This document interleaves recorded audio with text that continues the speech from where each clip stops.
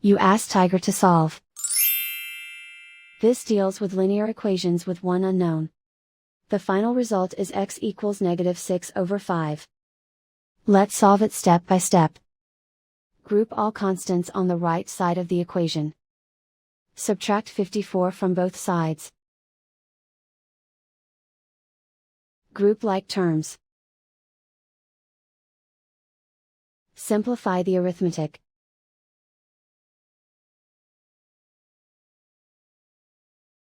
Isolate the x. Divide both sides by 45. Simplify the fraction. Find the greatest common factor of the numerator and denominator. Factor out and cancel the greatest common factor. And so the final result is x equals -6/5.